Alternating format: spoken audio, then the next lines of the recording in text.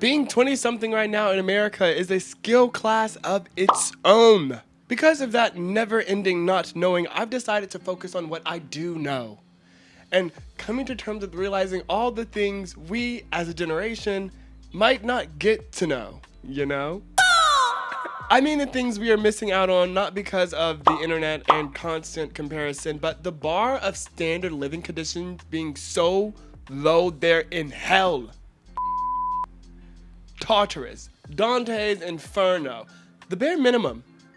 The life that was supposed to be allotted to us Gen Zs when we reached adulthood, but have been robbed from us in the same fashion that one would rob the Louvre. Messy, iconic, and with concepts of a plan. And there are concepts and options we have to do that. And out of my envy for millennials and baby boomers, and out of my fear for the iPad babies of the future, I've compiled a list of things allotted to the generations before that the 20-somethings of the world may miss out on forever. Forever! This episode of Daydreams is a wake, a celebration of life, a life that we didn't have, that I regret to inform you are dying, dead, or simply just missed, along with the surprise I placed for you at the end of this video. So stick around, get comfy, or continue about your day at work with one headphone in as I lay the past to rest. Enough yapping, welcome to the show. I regret to inform you that a regulated nervous system is going extinct. Something about having a nervous system not in fight or flight 24/7 is the most subtle flex that you can have right now. You know it. Your Xanax prescription knows it, the government knows it, that's why they don't do it. You can't fake a regulated nervous system. It's aura. It's the feeling of being like, yeah, they their nervous system is regulated. They are drowning in it. Lube or pussy juice, I don't know, but they got it. Their credit score is ass, but their nervous system, girl, it's regulated.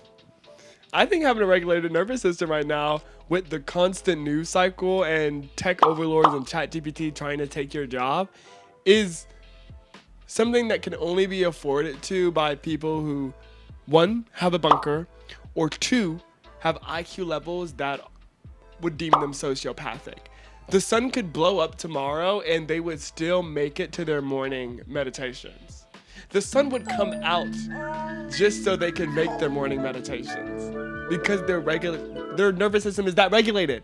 They're that f***ing base, dude. They're that f***ing guy, girl, person, being.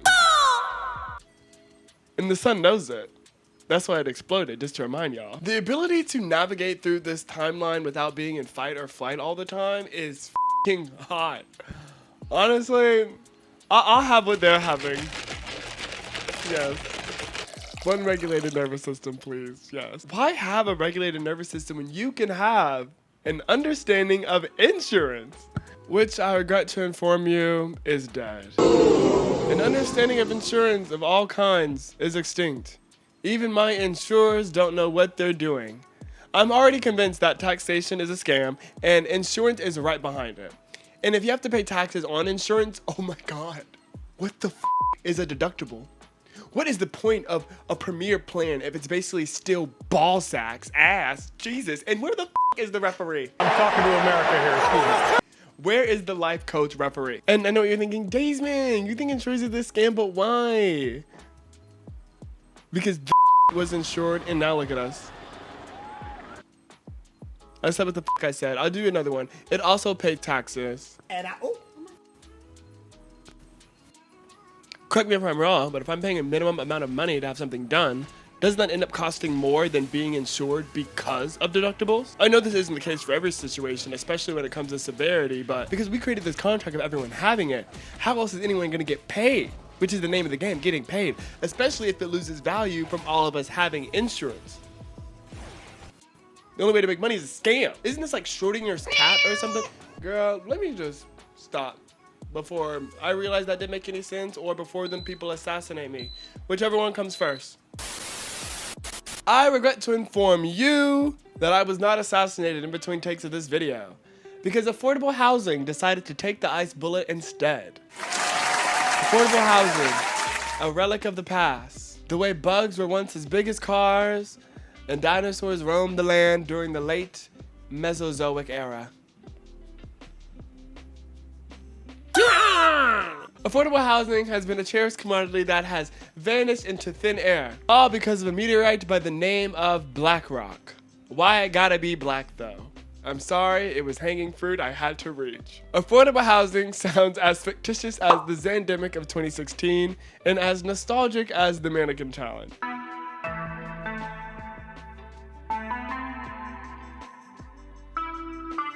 Reminding us that we actually used to be a community. We grew up watching sitcoms and TV shows of penthouse studios in New York for $700 a month. I can't take a in my own property for $700 a month. Spencer and Carly Shay's apartment was goals for us. He had an elevator in his place, and he was a full-time working artist who lived in Seattle. Now imagine that. Right now, Spencer would be at the welfare line or selling crypto with the money that he made selling art. We used to be a community, a society. We used to be able to afford one at that. We lost our third place environment the same way we may have all actually died back in 2012 and are now stuck in a prison dimension run by the annoying orange and anti-Semitic youth leaders. A moment of silence for affordable housing. May you rest in peace and find us again in a new timeline. Now that you're quiet, don't forget to slap that like button. Really helps. If only affordable housing had healthcare, it wouldn't have taken the bullet for me. And maybe have taken the bullet for this guy. Which I regret to inform you, this man is no longer with us. Since we are on the topic of bullet extinctions in healthcare, I regret to inform you that healthcare... My sources say that healthcare, she passed long before that man. Okay, thank you. That explains the timeline and this guy. Moving on. I am so sorry for your loss, but the ideology of mentorship through higher level education has died. Long gone are the days of Plato's and Socrates and other ones. If only I had a mentor to tell me about the others. Nowadays, it's pay for your mentorship and pay it off, or you have your interest for the rest of your life. I got a piece of this because I went to a private university and studied film acting for television. But that was pre-pandemic. I left that campus a sophomore, boom, pandemic. Came back a senior in college, found TikTok clout somewhere in the middle of that, then threw it all away because I'm an idiot.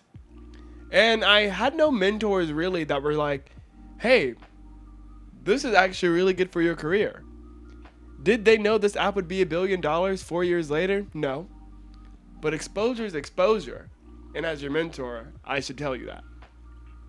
And as I just recently declared an academic break for my current university, one thing I yearn for is mentorship. Someone that knows ball and can save me time by showing me errors and solutions. It took you 6 years to learn how to use these binding cloths. And like many things, the college business model is failing so bad that it's literally a backwards investment. Please debate me on the Ponzi scheme nature of college in the comments. My debt has so much to say to you. But I guess I'll mourn at the house party, which I must say, she's on her last leg. Bring back house parties. Verdict in. We're in a recession and a strange version of a war, and mother is poor. Have you seen the state of the film industry in LA right now? You'd think I'd be making this show if there was actually stuff worth auditioning for? If representation wanted to sign on new clients? If people had money to produce projects, do you think I would be making the show in my room? I digress. We are broke and tired and hungry, and all the versions of the circus are barely circusing, and the people long for entertainment. Are you not entertained? To quote the stallion, F the club, we're the kickback. End quote. I want to play board games and have my Lindsay McGuire moment. I miss getting text messages or hearing my friends be like, yo, free crib. And we were moshing at people's houses at the ripe age of 17. We had no business doing the stuff that we were doing there. And now since we're grown and we have grown people money, kinda, we can actually put that money that we put into bars into a fire house party. And I know y'all like to steal, so don't ruin this for everybody. I don't give a I said what I said. Just don't steal the PS5. And I say what I mean. And what I mean is I'll be 30-something years old before we bounce back from whatever the man in the White House is doing. And best believe I'm going to the Project X party that is bound to happen. So start planning now.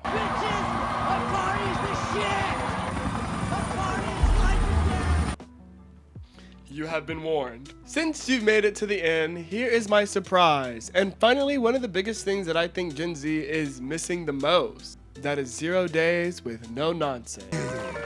2 whole days without nonsense. For a good run, Mr. Squidward.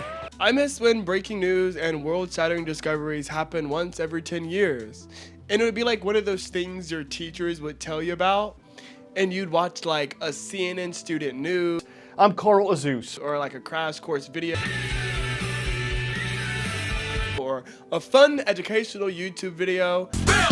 T-minus 7 seconds. That would really cement in your mind how groundbreaking this was. You'd write a little paper about it for like your morning warm-up, you know?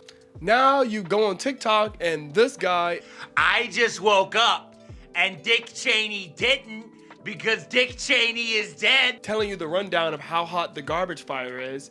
You send that video to your group chat for reassurance to know that you're not alone and your cry for help text is upstaged by Timothy Chalamet talking about his disdain for opera.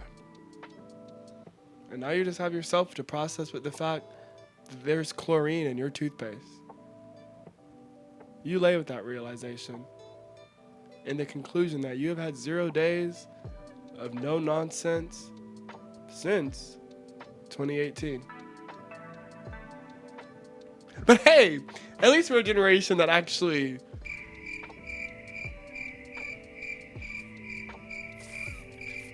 and remember, if you ever feel like this timeline is too much, you can always subscribe and escape this matrix. I'll see you in the next one.